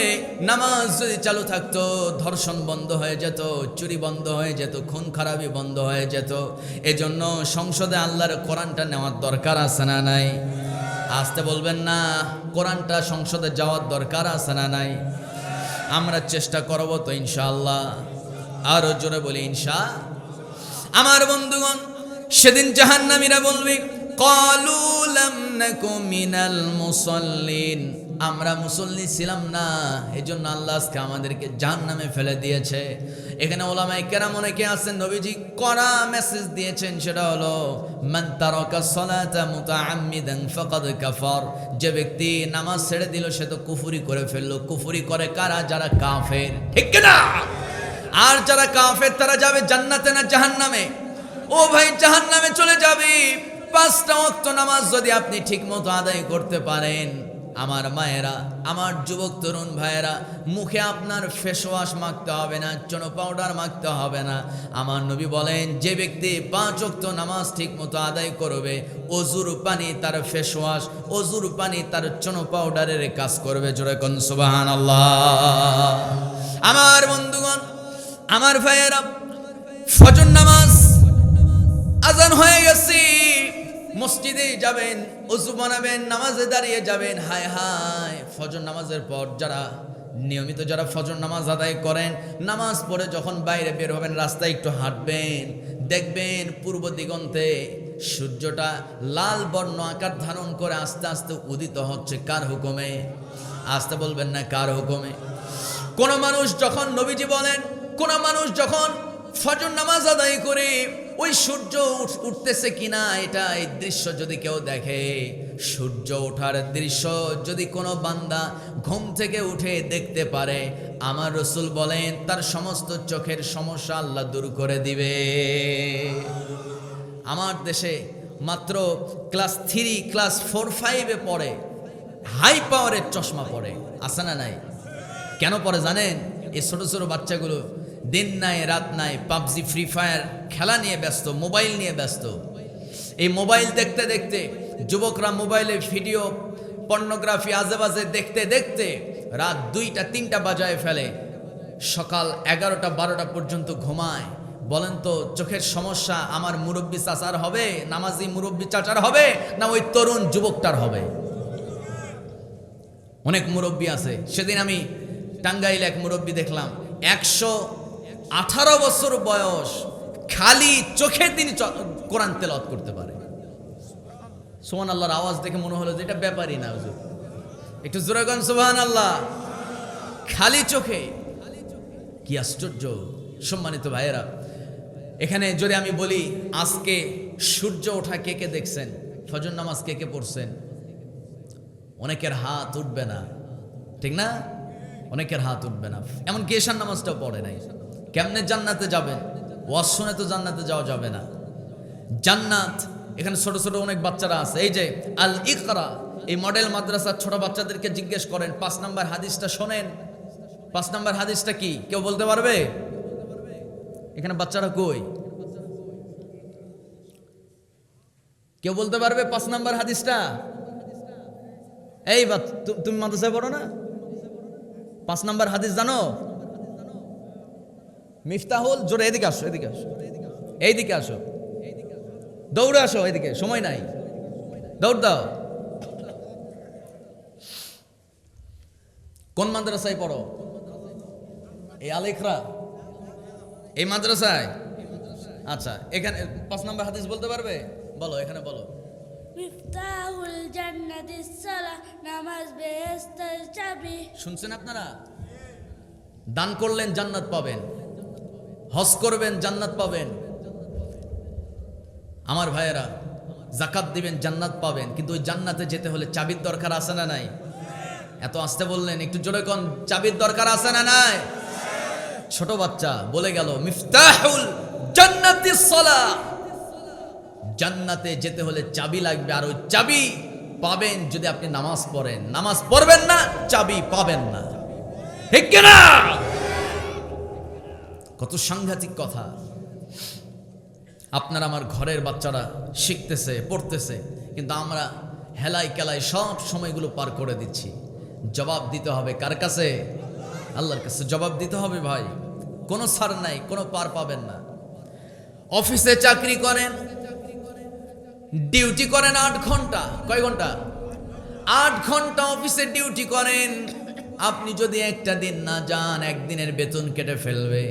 2 দিন যাবেন না, 2 দিনের বেতন মাইনাস হয়ে যাবে। 10 দিন যাবেন না, প্রত্যেক মাসে যদি 10 দিন করে যদি আপনি না যান, চাকরি কি থাকবে নাকি?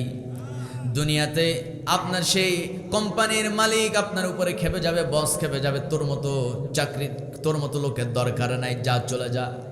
আমার বন্ধুগণ, যে আল্লাহ আমাকে আপনাকে এত সুন্দর করে বানালেন, অক্সিজেন দিলেন, দেখার জন্য চোখ দিলেন, শোনার জন্য কান দিলেন, কথা বলার জন্য জিহ্বা দিলেন, চলার জন্য পা দিলেন, ধরার জন্য হাত দিলেন, এত সুন্দর করে ব্রেন মস্তিষ্ক দিলেন, কোনটা ভালো কোনটা খারাপ বোঝার শক্তি দিলেন, ওই আল্লাহ হাসরের ময়দানে আমাদেরকে ধরবে কি ধরবে না?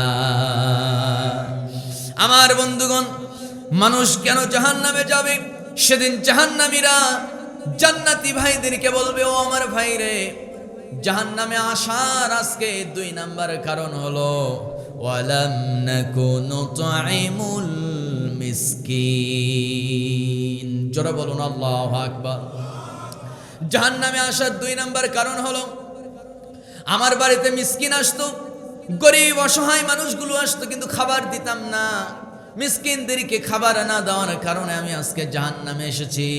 আমার বন্ধুগণ, গরিব মিসকিনকে আপনি দিবেন, আপনাকে যিনি দিবে তিনি আমার কে?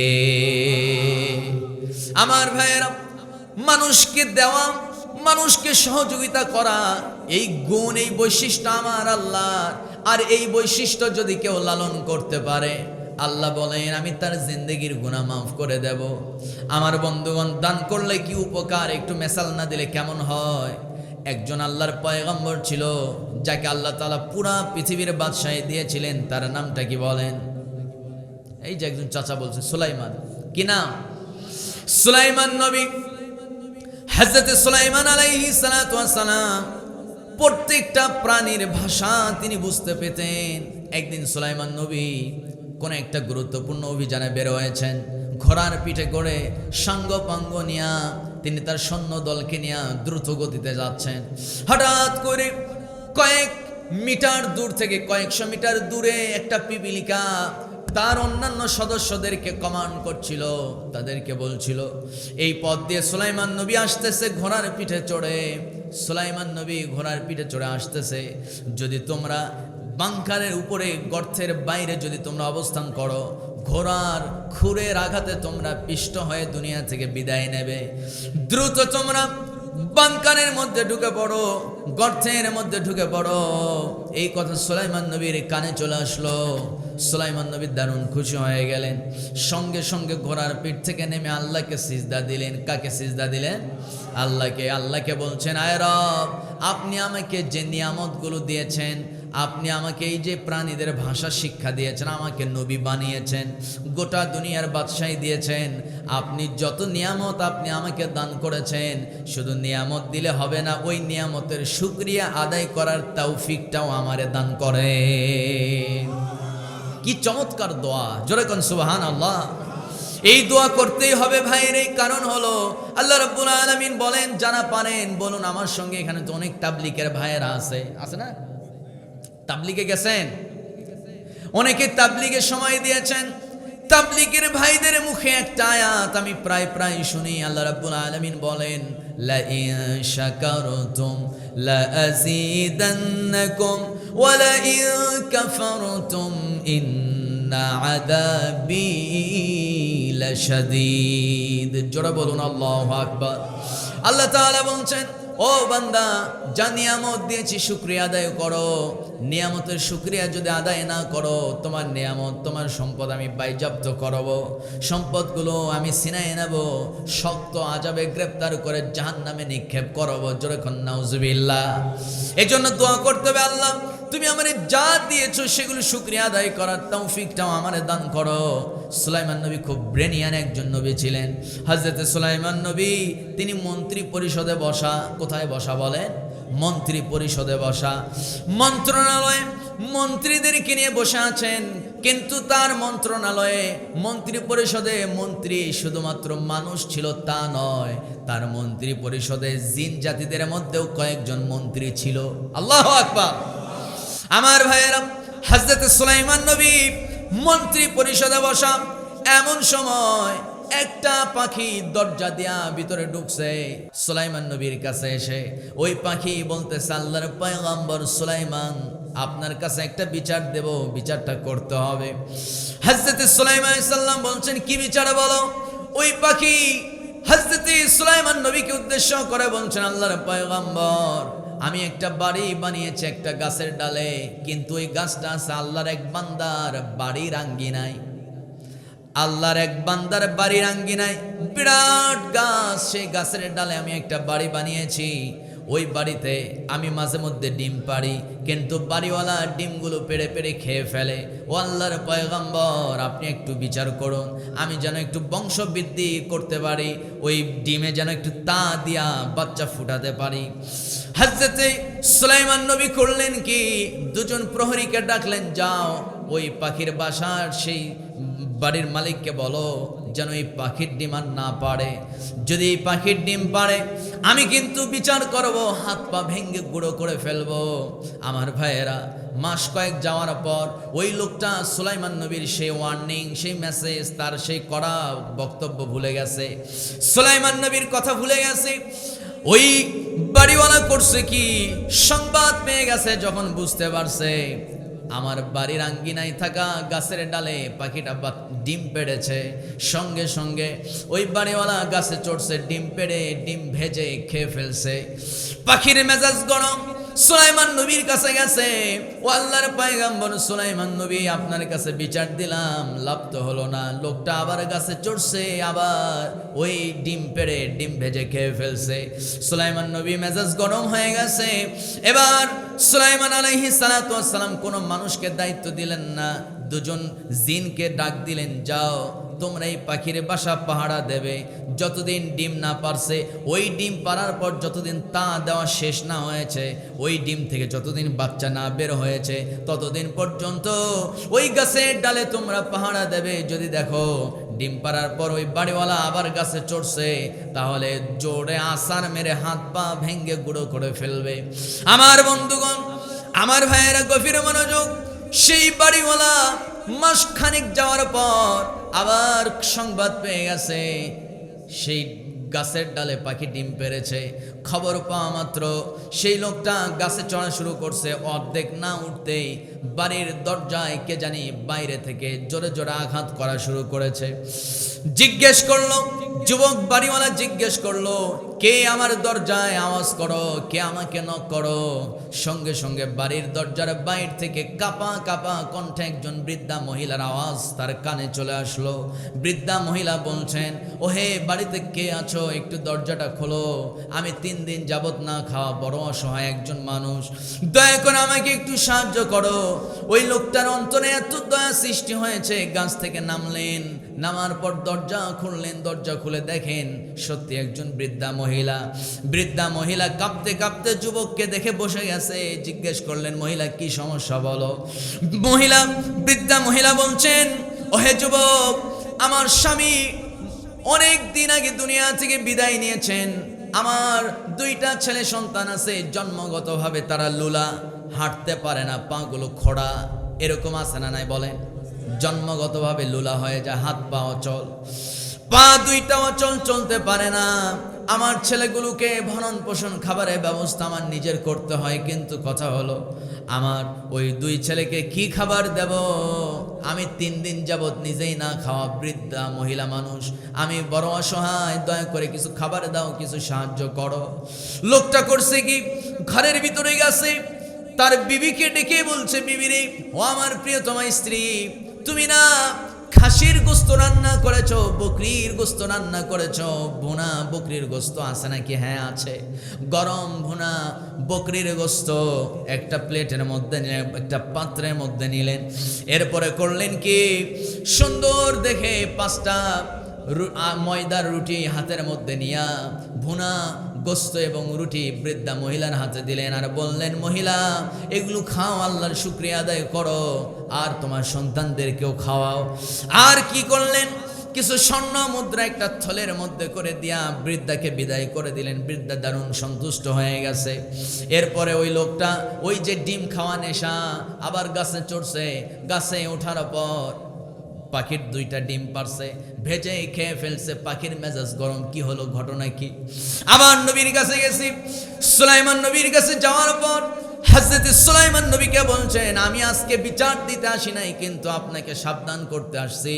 আল্লাহ আপনাকে যে দায়িত্ব দিয়েছে, ওই দায়িত্ব আপনি যে পালন করতে পারেন না, এর জন্য হাসরের ময়দানে আমি পাখি আল্লাহর কাঠগড়ায় আপনাকে দাঁড় করাবো। আরেকটু জোরে বলি সুবহানাল্লাহ। সুলাইমান নবী ভয় পেয়ে গেলেন। ঘটনা কি? এই পাখি প্রথম 2 দিন আসছে, একরকম কথা ছিল, কিন্তু আজকে ভিন্ন রকম কথা। ঘটনা কি? ওই 2জন জিনকে তলব করছে, 2টা জিনকে ডাকছে। কি ঘটনা বলো? 2টা জিন কাঁপতে কাঁপতে বলতেছে, আল্লাহর পয়গম্বর, দানব 2টা দেখছি। ওই লোকটা যখন নাকি ডিম পারছে, ডিমটা নিয়েছে, ডিম নিয়ে গাছ থেকে নামলো, ডিম নিয়ে গাছ থেকে নামলো। কিছুই করতে পারলাম না, কারণ ওকে ধরলেই আমরা শেষ হয়ে যাব। কেন? গাছের ডালে থেকে আমরা দেখতে পেলাম জমিনে পা আর মাথাটা হলো আকাশে। এরকম দানবের মতো 2জন ব্যক্তিকে দেখলাম, মুকুট হাতে নিয়ে আছে। লোকটার গায়ে টাচ করতে দেরি, আমাদেরকে হত্যা করতে দেরি হবে না। সঙ্গে সঙ্গে আল্লাহর পয়গম্বর সুলাইমান নবী জিবরাইল আলাইহিস সালামের মাধ্যমে আল্লাহর কাছে বিষয়টা জানতে চাইলেন। আল্লাহ তাআলা জিবরাইলকে পাঠায় দিয়ে হযরত সুলাইমান নবীকে জানায় দিলেন, ও আল্লাহর পয়গম্বর সুলাইমান, শোনো, যখন নাকি ওই যুবকটা ডিম পাড়তে গেছে, ডিম পাড়ার পূর্বে যখন বৃদ্ধা মহিলাকে সাহায্য করেছে, সাহায্য করার কারণে আল্লাহ তার উপরে এত সন্তুষ্ট হয়েছে, আল্লাহ তাআলা তার জানমালের নিরাপত্তার জন্য 2জন ফেরেশতাকে নিযুক্ত করে দিয়েছে। আরেকটু জোরে বলি সুবহানাল্লাহ। আমার নবী বলেন, এই ঘটনা, এই ইতিহাস সাহাবীদেরকে শোনায় দিয়া আমার নবীজি বলছেন, ও আমার সাহাবীরা, কিয়ামত পর্যন্ত আমার যত উম্মত অভাবী মিসকিনদেরকে খাবার দেবে। আমার বন্ধুগণ, নবী বলেন, আল্লাহ তাআলা তার জানমালের নিরাপত্তার জন্য 2জন ফেরেশতা আল্লাহ নিযুক্ত করে দিবে। জোরে বলি সুবহানাল্লাহ। সম্মানিত ভাইয়েরা, অভাবী দেখলে ফিরে দিবেন না। আপনি ভাববেন না সে এমনি এমনি আপনার কাছে আসছে, বরং আল্লাহ আপনার মর্যাদা, জানমালের নিরাপত্তার জন্য আল্লাহ কান ধইরা আপনার কাছে পাঠায় দিয়েছে। মানুষ তো বহু ছিল, আপনার কাছে কেন পাঠালো? ঠিক না? কেউ আসলে ফিরায় দিবেন না, যা আছে দিয়ে দিবেন। আপনি দিলে আপনাকে দিবে কে? আসতে কবেন না, কে দিবে? আল্লাহ দিবে। আল্লাহ তাআলা সেই কথাই বলছেন, إن تبدوا الصدقات فنعما هي وإن تخفوها وتؤتوها الفقراء فهو خير لكم ويكفر عنكم من سيئاتكم والله بما تعملون خبير। জোরে বলুন আল্লাহু আকবার। ও আমার বান্দারে, যদি তুমি প্রকাশ্যে দান করো, ভালো কাজ দান করো, কিন্তু বান্দা তুখফুহা ওয়া তুতুহাল ফুকারা, গরিব মিসকিনকে যদি তুমি বান্দা গোপনে গোপনে দান করো, এটা আরো ভালো কাজ। কিন্তু বান্দা জেনে রাখো, প্রকাশ্যে দান করো আর গোপনে দান করো, তোমার উদ্দেশ্য এবং নিয়ত যদি ঠিক থাকে যে না আমি আল্লাহর জন্যই দান করতেছি, তাহলে বান্দা জেনে রাখো, গোপনে দান করো আর প্রকাশ্যে দান করো, আমি আল্লাহ তোমার জিন্দেগির গুনাহ মাফ করে দেব। জানমালের নিরাপত্তার দায়িত্ব আমি আল্লাহ নিজেই নিয়ে নেব। এজন্য আমরা দান করব কার জন্য? এত আসতে বলতেছেন, ও ভাই একটু আওয়াজ করে বলেন, কুড়িগ্রামের ভাইয়েরা, দান করব কার জন্য? আমার বন্ধুগণ, সেই কিয়ামতের কঠিন দিনে জাহান্নামীরা জান্নাতীদেরকে বলবে, আজকে আমরা জাহান্নামে আসার 3 নাম্বার কারণ হলো অকুন্না নাখুদু মাআল খাইদিন। জোরে বলুন আল্লাহু আকবার। আজকে আমরা জাহান্নামে আসছি, এর 3 নাম্বার কারণ হলো, যখন কোনো সম্পদশালী ক্ষমতাবান কোন নেতা যখন দুনিয়াতে ইসলামের বিরুদ্ধে বানোয়াট মিথ্যা তথ্য মানুষের মাঝে প্রচার করত, তখন আমরা সেই নেতার সুরে সুর মিলায়া ইসলামের বিরুদ্ধে সেই কথাটা আমরাও প্রচার করে দিতাম। এরকম মুসলমান আমার দেশে আছে না নাই? আস্তে কবেন না, আছে না নয়? আমার ভাইয়েরা, আমার বন্ধুগণ, অনেক মুসলমান আছে, মুসলিম ঘরে জন্মগ্রহণ করেছে, কিন্তু আল্লাহর নামে স্লোগান দিলে উনি ওই স্লোগানের মাঝে জঙ্গির ঘ্রাণ পায়। আছে না নাই? আল্লাহর নামে স্লোগান হয়, ওরা বলে এখানে আল বদর, আল কায়দা, জঙ্গির ঘ্রাণ পাওয়া যাচ্ছে। ঠিক কিনা? এরকম বলার মতো মানুষ আছে। আমার ভাইয়েরা, তারাও হাসরের ময়দানে উঠবে, আমরাও উঠব। তোমার ক্ষমতা সেদিন তোমাকে জাহান্নাম থেকে কেমনে বাঁচায় সেদিন আমরাও দেখে নেব। যারা বলুন ঠিক কিনা? সম্মানিত ভাইয়েরা, সম্মানিত বন্ধুগণ, আমি আর বেশি সময় নেব না, আর 10টা মিনিট, 12টা বাজার আগে শেষ করবো। এখন বাজে 11:50। আর 10 মিনিট সময় দেবেন না? একটু দেবেন না? এই যে চাচা উঠে কেন? যে একটু বুঝতেছি প্রচন্ড কুয়াশা। সম্মানিত ভাইয়েরা, আমার বন্ধুগণ, তাহলে জাহান্নামে যাওয়ার 3 নম্বর কারণ হলো যে আল্লাহর আইনের বিরুদ্ধে, কোরআনের বিরুদ্ধে, এক কথায় ইসলামের বিরুদ্ধে মিথ্যা তথ্য মানুষের মধ্যে যারা প্রচার করে তাদের সঙ্গ দেওয়া, তাদের সহযোগী হওয়া, এর কারণে আল্লাহ তাআলা জাহান্নামে দিয়ে দিবেন। জোরে কর নাউজুবিল্লাহ।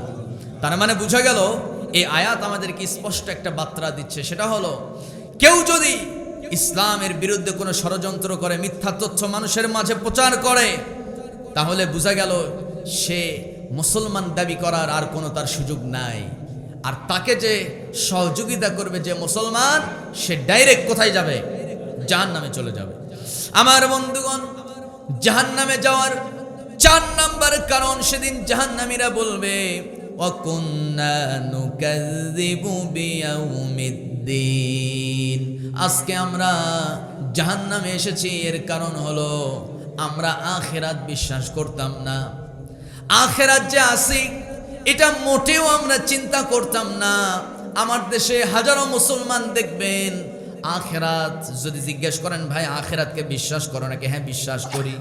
কিন্তু দেখবেন তার চলাফেরা, সমাজে তার দাম্ভিকতা, দাপট, ক্ষমতার বাহাদুরি দেখলে মনে হয় ওর জীবনে বুঝি আখিরাত নাই, ওর জীবনে মনে হয় কোনো বিচার দিন নাই।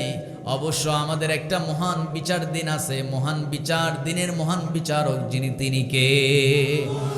সবাই এবার ঠোঁট মিলিয়ে মিলিয়ে আমার সঙ্গে কমন আয়াতটা সবাই পড়ে নেন। আল্লাহ রাব্বুল আলামিন বলেন আলহামদুলিল্লাহি রাব্বিল আলামিন আর রহমানির রহিম মালিকি ইয়াউমিদ্দিন। শুকরিয়া আদায় হবে কার জন্য? আস্তে বলবেন না, কার? সমস্ত শুকরিয়া আদায় হবে আমার আল্লাহর জন্য। আমার বন্ধুগণ, আমার দেশে কত দল আছে দেখবেন, কিছু কিছু দলের রাজনৈতিক মঞ্চে তাদের সমাবেশে তারা আউযুবিল্লাহ বিসমিল্লাহ ঠিকই বলে, কিন্তু আল্লাহর নামে শুকরিয়া আদায় হয় না, আল্লাহর নামে ওই দলে স্লোগান হয় না। ওই দলে শুধুমাত্র নেতার নামে প্রশংসা গাইতে গাইতে বলে নেতার নাম নিতে হলে ওযু করতে হবে। আছে আছে, নেতার নাম নিতে হলে ওযু করতে হবে। আবার কিছু কিছু নেতা আছে তার নাম নিলে নাকি মুখের গুনাহ সব মাফ হয়ে যাবে। আর একটু জোরে কর নাউজুবিল্লাহ। আরে ভাই, নবীর নাম নিলেও তো আপনার জবানের গুনাহ বন্ধ, কি বলে, মাফ হবে না। নবীর নাম নিলেও আপনার গুনাহ আল্লাহ ক্ষমা করবে না। নবীর নাম নিলেও গুনাহ মাফ হয় না। নবীর নাম নেওয়ার জন্য ওযু লাগে না, কিন্তু কিছু কিছু নেতার নাম নিতে হলে নাকি ওযুও লাগে, আবার নাম নিলে নাকি গুনাহও মাফ হয়। যেরকম সুবহানাল্লাহ, নাউজুবিল্লাহ। সম্মানিত ভাইরা, আমার বন্ধুগণ, আমার ভাইয়েরা, আসুন পাগলামি বাদ দিতে হবে, অন্ধ ভক্তবাদ মরতে হবে, আল্লাহর সামনে দাঁড়াতে হবে। কোন আদর্শ লালন করেন? শ্রেষ্ঠ আদর্শের নাম হলো মুহাম্মদ সাল্লাল্লাহু আলাইহি সাল্লাম। আস্তে বলবেন না, ঠিক কিনা? সম্মানিত ভাইয়েরা, কত রাজার নীতি দেখলাম, কত প্রজার নীতি দেখলাম। মুঘল শাসনামল গেল, নবাবদের শাসনামল গেল, গেল না? এই নবাব, মুঘল, তারপরে বড় বড় আমার দেশে কি বলে কত বড় বড় রাজা, কত নেতা, কত পাওয়ারফুল ব্যক্তি, সব পাওয়ার শেষ হয়ে গেছে। বারাক ওবামা যখন আমেরিকার প্রেসিডেন্ট ছিল, বারাক ওবামার বিরুদ্ধে কথা বললে তার ফাঁসি হতো। এখন বারাক ওবামা আমেরিকার সাধারণ একজন নাগরিক, তারে নিয়ে যত ইচ্ছা গালান, কেউ বলার নাই। সম্মানিত ভাইয়েরা, আমার দেশে একটু কথা বলি, রাগ করতেছেন নাকি? আমার দেশে পাওয়ারফুল নেতা যারা ছিল, পাওয়ারফুল নেতা মাওলানা ভাসানী, পাওয়ারফুল নেতা মরহুম শহীদ প্রেসিডেন্ট জিয়াউর রহমান, পাওয়ারফুল নেতা কি বলে শেখ মুজিবুর রহমান, পাওয়ারফুল নেতা ছিল হুসাইন মোহাম্মদ এরশাদ, কত নেতা। এই নেতাদের নাম নেওয়ার মতো এমন একটা যুগ আসবে, এই নেতাদের নাম পৃথিবীবাসী নিতে পারবে না, ঠিক কিনা? ভালো করে বুঝেন, তারা মারা গেছে। আজ থেকে 100 বছর পর বাংলাদেশে তাদের নাম নেওয়ার মতো কোনো মানুষ খুঁজে পাওয়া যাবে? এই যে মানে জাতীয় পার্টি, বলেন তো তাদের ক্ষমতায় আসার কি কোনো আর সুযোগ আছে? কারণ সবাই জেনে গেছে তারা একটা স্বৈরাচার দল, ঠিক কিনা? আওয়ামী লীগ ক্ষমতা থেকে শেষ হয়ে গেছে, ক্ষমতা থেকে পড়ে গেছে, এরা আর কখনো ক্ষমতায় আসতে পারবে না। যতই বলো টুপ করে ঢুকবে, টুপ করে ঢুকবেন, টুপ করে ফাঁসিও হয়ে যাবে, ঠিক কিনা? সম্মানিত ভাইয়েরা, আমার বন্ধুগণ, সেই শেখ মুজিবুরের ভাস্কর্যের উপরে এদেশের যুব সমাজ পেশাব করে দিয়েছে। সম্মানিত বন্ধুগণ, এমন একটা দিন আসবে, এদের নাম, এদের ঘ্রাণ নেওয়ার মতো মানুষ দেশে পাওয়া যাবে না। কিন্তু এই পৃথিবীতে সূর্য যতদিন উদিত হবে, যতদিন আকাশে সূর্য উদিত হবে, যতদিন এই পৃথিবী থাকবে, ওই 1500 বছর আগের সেই সোনালী মানুষ মুহাম্মদ সাল্লাল্লাহু আলাইহি সাল্লামের নাম কিয়ামত পর্যন্ত মানুষ নেবে।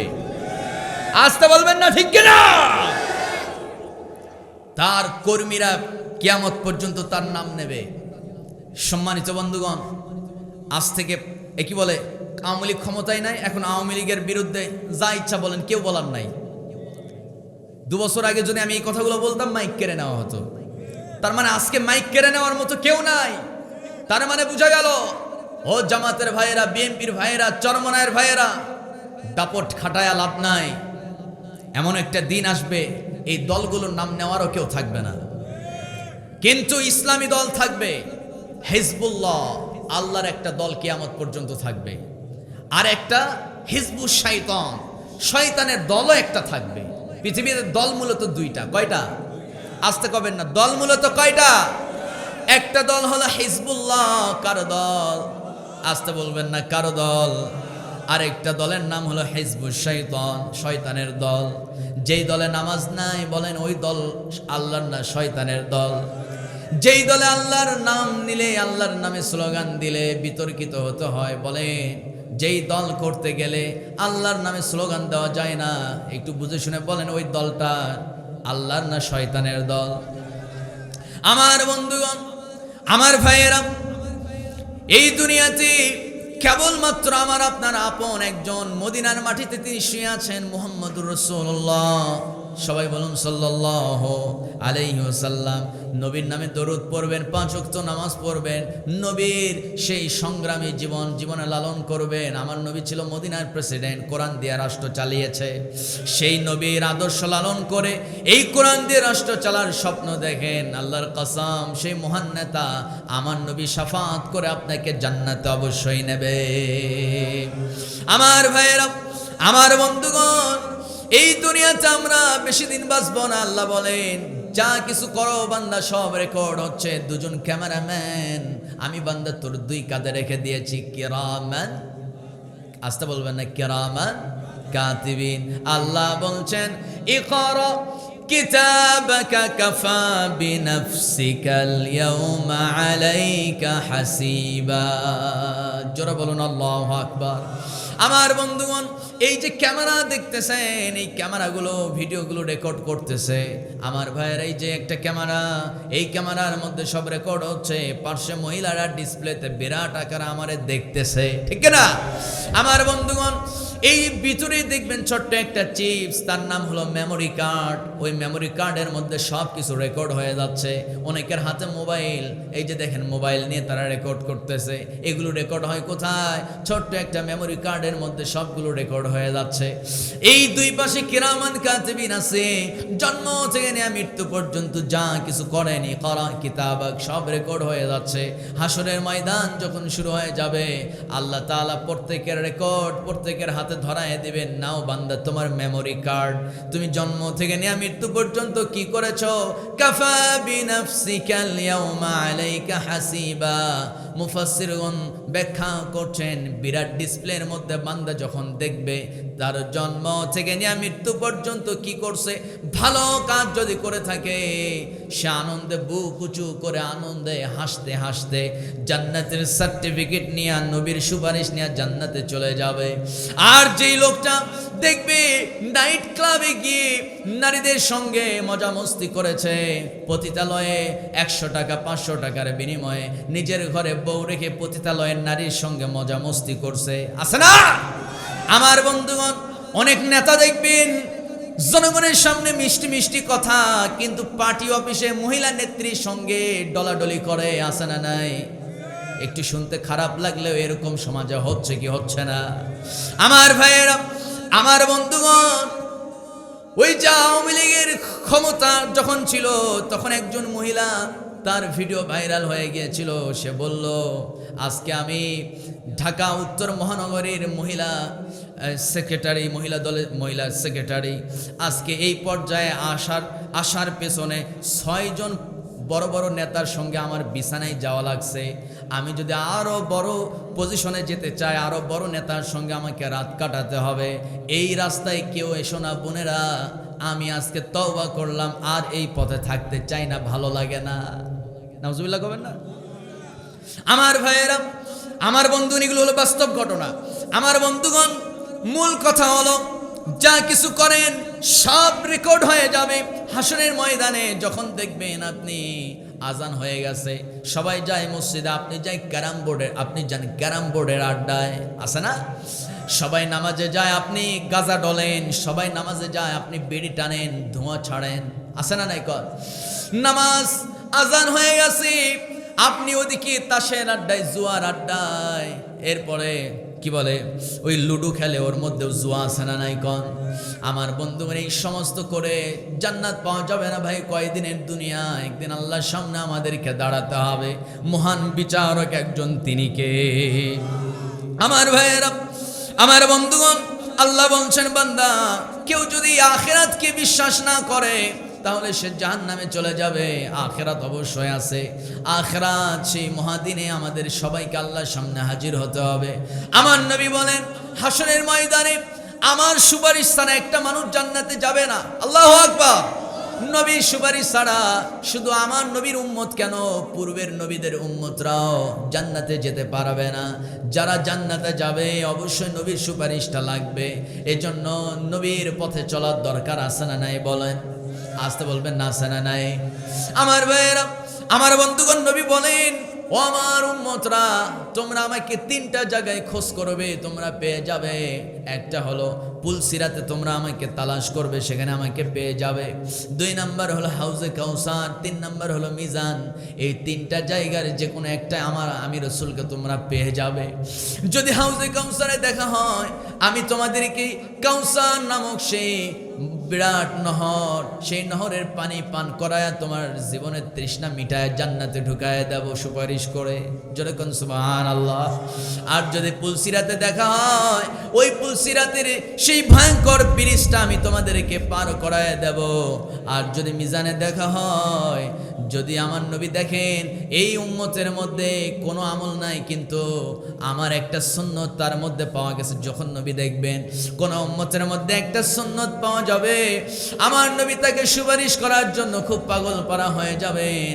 আমার নবীজি সেই কি বলে মিজানে দাড়িপাল্লায় যখন ওজন করা হবে, যখন আমাদের আমলনামা পরিমাপ করা হবে, আল্লাহ রাব্বুল আলামিন বলেন সেখানে নবীজি থাকবে। নবী হবে ব্যারিস্টার, নবী হবেন আইনজীবী। জোরে কোন সুবহানাল্লাহ। আমার নবী সুপারিশ করবেন, নবী আমার সেই মিজানে থাকবেন। যখন দেখবে আমার নবীর কোন একটা উম্মত তার পাল্লা গুনাহের পাল্লাটা ভারী হয়ে গেছে, সঙ্গে সঙ্গে আমার নবী তার ডান হাত মোবারক নেকির পাল্লাই দিয়ে দিবেন আর বলবেন আল্লাহ আয় রব তায়েফের ময়দানে রক্ত ঝরিয়েছি, ওগো আমার মালিক তায়েফের ময়দানে রক্ত ঝরিয়েছি, জন্মের পরে বাবা পাই নাই, মাকে পাই নাই, মায়ের আদর পাই নাই, বাবাকে তো আগে হারিয়েছি, আমি অসহায়, আমি এতিম।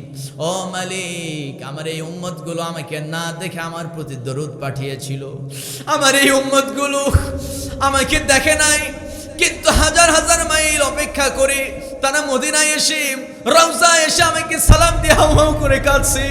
আয় আল্লাহ আজকে আমি অবশ্যই তার নেকির পাল্লা হালকা হয়ে গেছে, কিন্তু ডান হাত দিয়ে আমি নেকির পাল্লাটা একটু চাপ মারবো, আমাকে পারমিশন দাও, আমার এই বান্দাকে যদি জাহান্নামে দাও তাহলে আমাকেও জাহান্নামে নিতে হবে, দয়া করে আমার এই উম্মতকে আল্লাহ তুমি জাহান্নামের আগুনে ফালায় দিও না।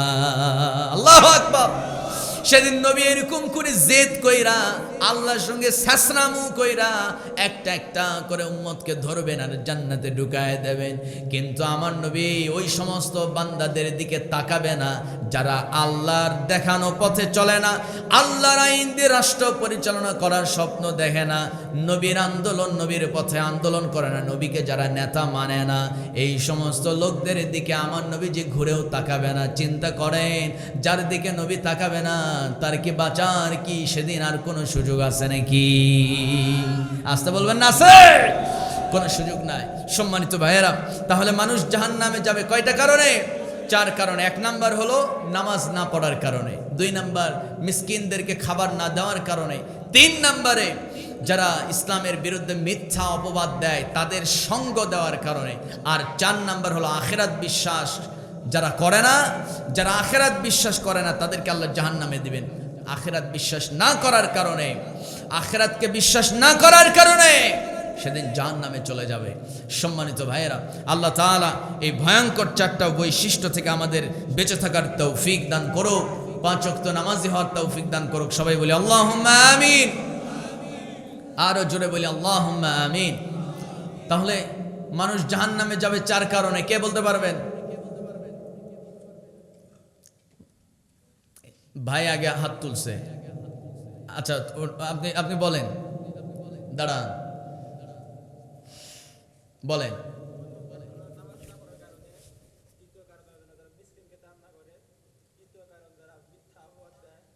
কিসের বিরুদ্ধে? হ্যাঁ, 4 নাম্বার। মাশাআল্লাহ, একটা মারহাবা দিবেন না আপনারা? আরো জোরে মারহাবা। তার মানে বোঝা গেল আপনারা ওয়াজ শুনছেন, এটাকে হৃদয় ধারণ করেছেন, আশা করি আমলটাও করবেন। জোরে বলে ইনশাআল্লাহ। বসলে হবে না তো, আসেন, আপনার জন্য একটু গিফট আছে। সম্মানিত ভাইয়েরা, তাহলে আমার কথা বুঝতে তো অসুবিধা হয় নাই মনে হয়, আমল করবো তো ইনশাআল্লাহ। আরো জোরে বলি ইনশাআল্লাহ। আমি তাকে 500 টাকা দিলাম, আমার ভাইকে আজকে আমি এখানে শুনতে চাই সে কি 5 ওয়াক্ত নামাজ ঠিক মতো পড়বে কিনা। ইনশাআল্লাহ পড়বেন, দাড়িটা রেখে দিবেন, ইনশাআল্লাহ। আল্লাহ তাকে কবুল করুক। সবাই বলে আল্লাহুম্মা আমিন।